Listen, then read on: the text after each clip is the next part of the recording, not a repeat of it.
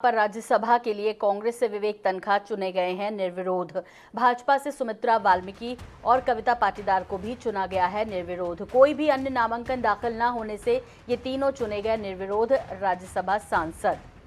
तो ये तस्वीरें भोपाल की हैं। कोई भी अन्य नामांकन दाखिल नहीं हुआ और तीनों चुने गए निर्विरोध राज्यसभा सांसद। भोपाल से खबर, जहां पर राज्यसभा के लिए कांग्रेस की तरफ से विवेक तनखा चुने गए हैं निर्विरोध, जबकि यदि बीजेपी की बात करें तो सुमित्रा वाल्मीकि और कविता पाटीदार को चुना गया है निर्विरोध राज्यसभा जाने के लिए।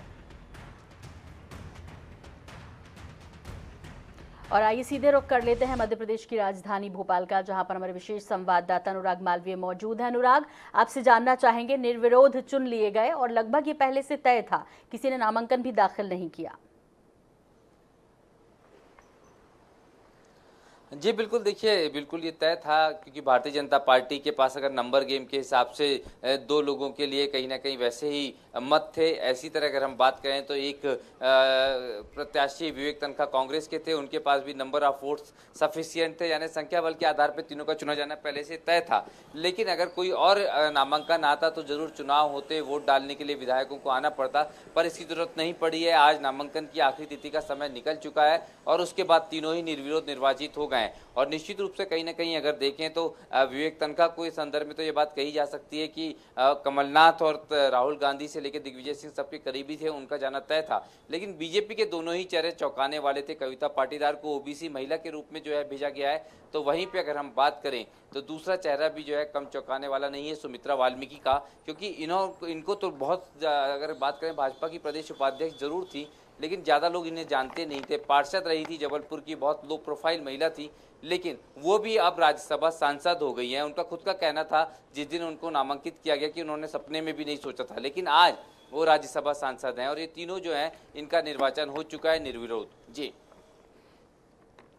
जी बिल्कुल अनुराग, एक चीज़ लेकिन यहाँ आपसे समझना चाहेंगे, आपने कहा कि कविता पाटीदार का जब नाम सामने आए तो कई तरह की ये चर्चाएं सामने आई कि ओबीसी वर्ग से चूंकि वो आती हैं तो वो समीकरण बैठाने की कोशिश यहाँ पर बीजेपी ने की है। लेकिन जैसे आप सुमित्रा वाल्मीकि की बात कर रहे हैं, यहाँ थोड़ा समझना चाहेंगे कि भले उन्होंने ये सपने में भी ना सोचा हो कि बीजेपी की तरफ से उनका नाम आएगा, लेकिन बीजेपी जो कुछ करती है बहुत सोच समझ कर करती है। क्या इसके पीछे भी कोई खास वजह है, या आपको क्या कुछ पता चल पाया कि आखिर ऐसा क्यों किया बीजेपी ने, उनको क्यों चुना? देखिए, सुमित्रा वाल्मीकि के संदर्भ में सीधे सीधे अगर हम देखें तो दलित वोट बैंक की बात है। दलित वोट बैंक को साधने की कोशिश भाजपा ने की है और बड़ा कारण ये भी कि वो वाल्मीकि सभा की राष्ट्रीय उपाध्यक्ष भी हैं, तो निश्चित रूप से दलित वोट बैंक को वो सीधे कांटेक्ट करती हैं। दूसरा बड़ा कारण अगर हम देखें तो विवेक तनखा महाकौशल से आते हैं, तो सुमित्रा वाल्मीकि भी महाकौशल से आती हैं, उसी शहर से आती हैं, जबलपुर से। तो कहीं ना कहीं ये भी काउंटर किया गया क्षेत्रीय आधार पे, जातिगत आधार पे दलित वोटों को साधने की कोशिश की है। साथ में महिला चेहरा है, दो महिला चेहरे एक साथ भेज के कहीं ना कहीं महिलाओं को एक कैसे आकर्षित कोशिश की है, एक बड़ा संदेश देने की कोशिश की है। तो कई सारे समीकरण हैं और एक तीर से कई सारे निशाने साध लिए हैं भाजपा ने। जी सुना, बिल्कुल ठीक कह रहे हैं अनुराग, और ये इसलिए भी ज़रूरी है कि देखिए दलितों पर खास फोकस ओबीसी के साथ साथ सभी को साथ कर चलना है।